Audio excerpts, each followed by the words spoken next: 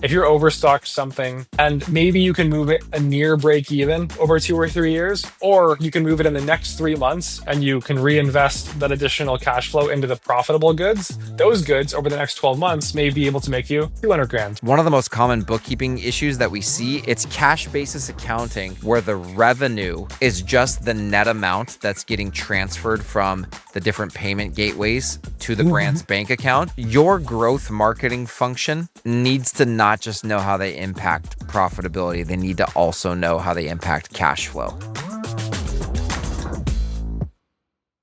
All right, Dylan, we're back. Episode 33. What's happening, man? Bookkeeping. Everyone's favorite task, it's like it's the best. Well, Yeah. I mean, maybe you think it's the best. I don't know. It can be tedious even for us finance folk, but it's super important. That's why we're talking about it today. Today we're talking about the connection between bookkeeping and growth marketing. And everyone's probably like, what? The connection between bookkeeping and growth marketing?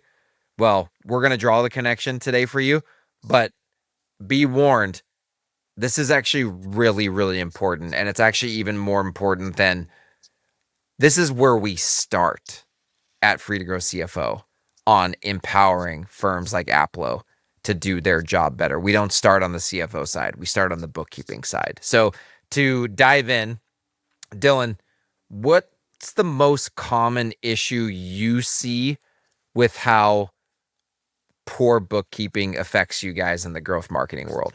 It's when you actually don't have good visibility into your variable costs due to lumpy cost accounting when looking at things on a cash basis. And for omni-channel businesses, having poor visibility into channel specific costs. So if you do not know what your variable margin is from D2C versus Amazon versus retail, and it's all just lumped together, that's problematic because all those channels probably have different variable margins. And, I think that a lot of business owners we work with, when that is the case, may say, oh, well, and I know it's roughly this and roughly this. And, when you're just starting out, maybe that's fine because it's, close enough. But if you're doing millions of dollars of sales a year or per month, being off by 2%, 3%, that can be a lot. So having those things get dialed is important. And I think when we work with brands, one of the first things we do is we try to take in as much cost data as possible to help inform us how to do our forecasting, how to do our target setting. And sometimes we get cost data where it's I'm not sure how high quality the data integrity of this is for how we want to go and apply it. So that's the most common issue that we see. That's interesting because I know this intuitively, but I was thinking when you're talking about being off by 2%, how much of a difference that can make.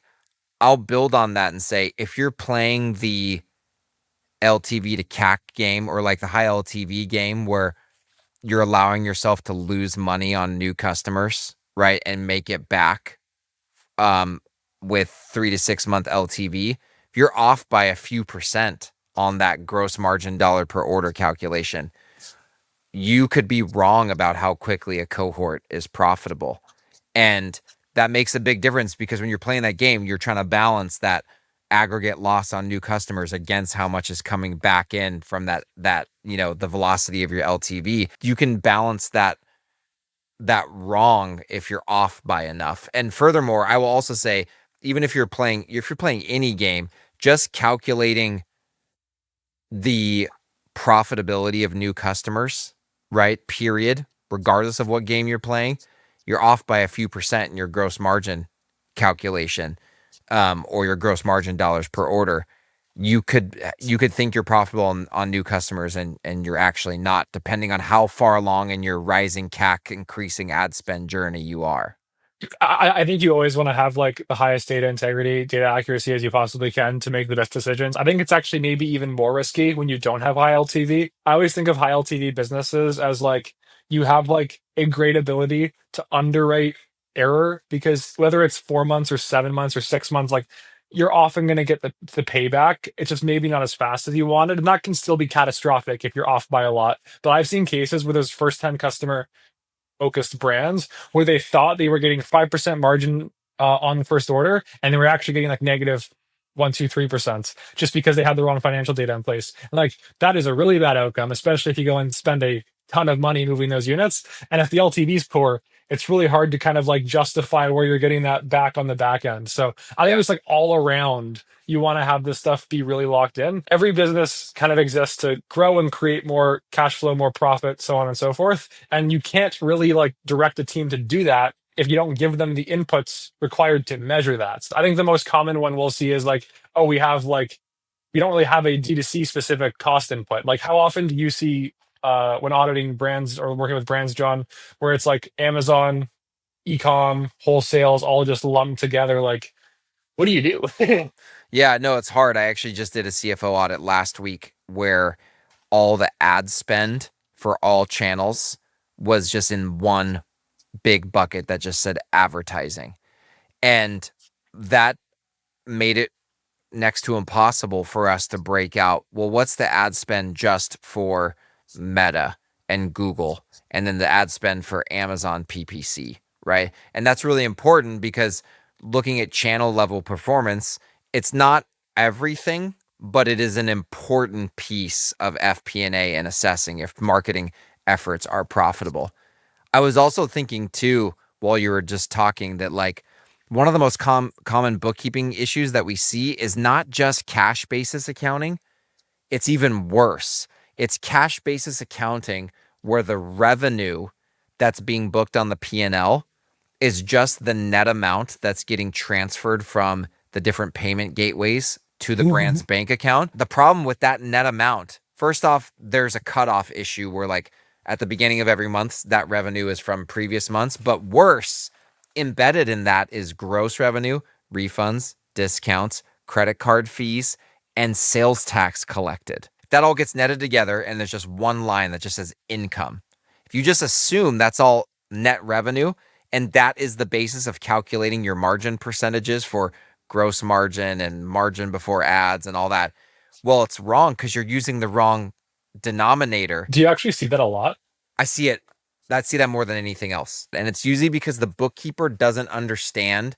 They just see stuff coming over from Shopify, for example, into the bank account on the daily like cash batches. And they don't realize what's embedded in there because they don't know ecom. And the way that I'll usually notice that is I see other signs on the balance sheet of cash basis. But then when I go to the balance sheet, I see no clearing account for the cash in transit that sits in Shopify and PayPal, etc.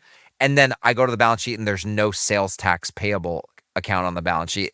And then almost inevitably every time I go to the P&L and there's one line for revenue. It just says income or net revenue. If the P&L and the balance sheet don't show gross, refunds, discounts, sales tax payable, and then merchant cash in transit, then there's a good chance that that's happening.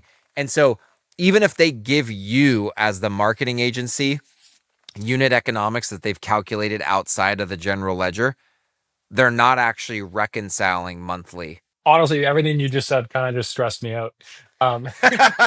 We see it a lot, man. Just for founders or like brand operators who are listening, if any of those symptoms I just said, like look into that because your margin calculations are all wrong. If you think you have a 55% margin, it's a different percentage because you're using the wrong denominator. The other thing that I wanted to ask you about, there's another component to this, which is assessing unit economics by channel every month, right? And the change in them. Why is that important to you guys on the ad buying and growth marketing front?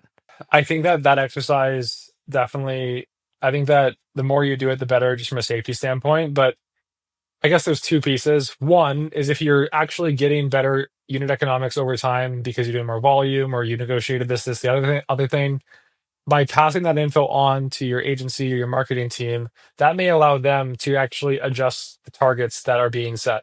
So I think that target setting is like a multi-department or multi-team member initiative. I think that as a CEO, brand founder, whatever, you should say, hey, this is my growth target, this is my profit target.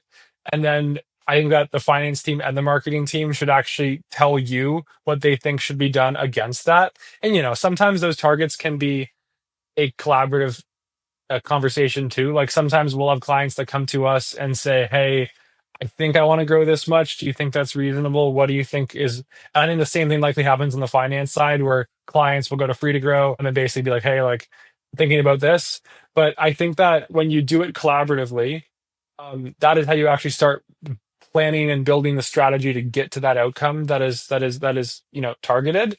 And I think you also have the ability to compare and contrast different expectations, and if there's large gaps or differences, you can dig into why to help come to a a more high conviction base case. And why do I say all this in terms of making sure things get updated monthly? Well, if you get another couple of points of margin because your cogs improve, that could wildly change the forecast that every single team is working on or the targets they're setting.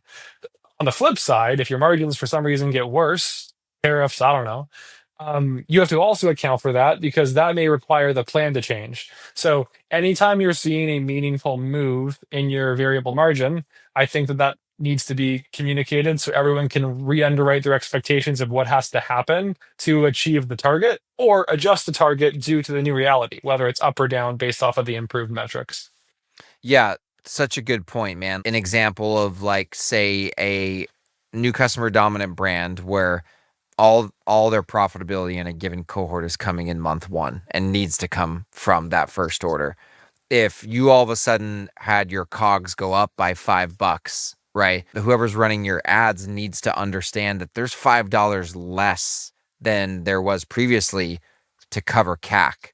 And they may have some valuable advice on how the CAC target may need to change. Or they may say, hey, you know what? We're still profitable. And like, I don't think that, reducing ad spend is going to overcome that enough. And we might as well just continue to scale on. But you can't have that discussion without communicating that assumption has changed. Right. And so, the other thing that I was thinking about as you were talking is, you may be surprised. I like to try to think about, you're working on really trying to grow your brand and you're working on like trying to improve your margin. Maybe you raise the price a little bit successfully without messing with, funnel metrics very much. You get your cogs down a little bit, you get your shipping costs down a little bit. Like, you now have freed up, I like to think about like per unit capital that you can like come to the growth marketing team and say, hey, I've freed up this much more capital for you guys. Where do you think is the best place to invest it? Yeah, I think doing that is actually one of the most underappreciated tactics. I was Oh, yeah. talking to a brand founder not too long ago who had just literally like scaled pretty fast, been in business a couple of years or whatever, and never really meaningfully negotiated cost of goods. They got huge savings on COGS. One of the benefits of looking at something is it forces you to think about it. And it's like, Yeah, oh, it hasn't gotten better in 6 months. I don't like that. How can I make this better? How can I make this better? And by constantly looking at it and think to yourself, like, if you're like a lot of D2C brands live in 5 to 10% net margin land. If you're at 10% net margins and you add another point, there's another 10% of profit. Like totally. these little wins can add up so quickly. And I think that trying to figure out how to get logistical wins in your variable expenses on shipping costs, negotiating those more frequently. I think you've talked on previous episodes of how frequently you should be negotiating some of these things. And I think it's an underappreciated tactic because it's not a revenue driver. It's not as shiny necessarily, but it can really add up to the bottom line. Totally. So I want to review a couple of things really quick. You need sound bookkeeping to aid your growth marketing because you need to know what your unit economics are, your margins, and you need to be able to measure them every single month and communicate back to your marketing team how that informs their plan. And then we also talked about you need to have those margins or unit economics broken out by channel. And I would say sales channel margins, but you need ad channel level ad spend. And so that you got to have your chart of accounts structured properly. We've talked basically about the P&L at this point. I want to talk next about the balance sheet and cash flow. And so the other big thing that I see, again, going back to the CFO audit I was doing last week, I noticed that this brand was doing cash basis accounting and they did not have any inventory on their balance sheet and they had no accounts payable on their balance sheet. Why did that matter? That mattered because I was looking at their cash position and it seemed like it was tight, but I couldn't tell if it was tight because they were mismanaging inventory and I couldn't tell how much of their cash was very soon going to be due to their vendors in the form of AP because there was no AP on the balance sheet. And so ultimately what I couldn't calculate was what's called their cash conversion cycle, which is days it takes you to collect your AR plus your days inventory on hand minus the days of AP that your vendors are financing for you. And this is really important for growth marketing, because I'll give you a scenario and then I want you to riff on this, Dylan. And is like, if I as a CFO don't have the ability to assess cash conversion cycle, I can't do things like say, hey, growth marketing team, I know you guys want us to order more of X SKU because you're saying that we could have higher growth performance and profitability if we sold that. But I assessed our cash conversion cycle and I need to sell down or liquidate some of these SKUs to even be able to free up enough capital to do that. Or, hey, I've determined if I go negotiate with my vendors and I increase AP days, I might be able to leverage that relationship to open up working capital to go buy the SKUs that you guys want to sell. Can you speak a little bit, Dylan, to like how you see poor balance sheet management handcuff you guys to like not be as effective on the growth marketing side? I currently know of an example where essentially there's a brand that has like a lot of overstock in one SKU. And this kind of also piggybacks on another point you brought up, John, before, that I think makes a lot of sense conceptually. And they want to buy more of a SKU that is super profitable. And without that information, I wouldn't be able to make the following conclusion. But in this situation, it likely makes sense to actually move through some of these units at a contribution margin negative, because on a return on invested capital standpoint, they will make more over some preset time frame by taking a slight loss in this category to then move it over and buy profitable items, or items that can be moved very profitably, versus just waiting a long time to sell these units. Without that information, you can't really understand how to kind of manage that relationship between the unprofitable, slow moving SKUs that are overstocked compared to the high profit understocked items, and how much we should move and by when. So I think that's like the most prime example. And without that information, we wouldn't have the insight on the finance side to make that implementation, if that makes sense. Totally. Yeah. And I mean, again, if you're doing cash basis accounting, you can't even assess how well you're managing the balance sheet because you don't have inventory on the balance sheet. You don't have accounts payable. And should you have receivables in your brand, you don't have receivables on the balance sheet. And what you just brought up is a really prime example of like reallocating capital, right? You're freeing up the capital at a P&L loss, but you're still recovering the product cost and maybe a little bit more than that back. And you can then take the product cost investment and go reallocate that capital. And honestly, part of investing, I think people, I gotta be honest, like there's this misconception out there in general about investing and really capital allocation. That's like, you should hold whatever your investment is, hold until you can realize a profit. And that's not true. Because you when you take into account the time value of money, the fact that $1 today is worth more than $1 tomorrow, the longer you wait, the less $1 is worth. You're better off oftentimes net selling or liquidating that investment at a loss and reallocating it somewhere sooner rather than later than holding on to it and hoping that you'll be able to recover it at a profit. And it's just, you also have to think about what you have to do is get rid of the sunk cost fallacy out of your mind, right? That you already purchased that inventory and we're planning on making a profit on it. And instead say, I have two courses of action that I could take right now. I could either sell this at a loss today, recover X amount of capital and deploy it over here for this expected return, or I can hold on to it and maybe get this return over time. And you have to compare those two incremental actions, not what has already happened in the past. I think the comparison analysis is super important. And I'll give like a hypothetical scenario. If you're overstocked something, and let's say you're overstocked and the current sell through is like 2 or 3 years, that's a lot. And maybe you can move it a near break even over 2 or 3 years, or you can move it in the next 3 months and you can lose 100 grand, but still make positive cash flow. If you run the scenario and you can reinvest that additional cash flow into the profitable goods, those goods over the next 12 months may be able to make you 200 grand or something. And then you have the positive 100 grand on that trade, so to speak. And the question is that better than the alternative? And sometimes the alternative is better. Like if you're only overstocked a year and like the profitability potential of pulling that money and putting it into something else is not that high, maybe it's not worth the risk because things can change and there is risk with all of this. But sometimes when you're like dramatically overstocked, it's going to be such an unproductive use of balance sheet, in my opinion. And again, you can't do that analysis properly if you don't know what your balance sheet position looks like. That's why it's so important.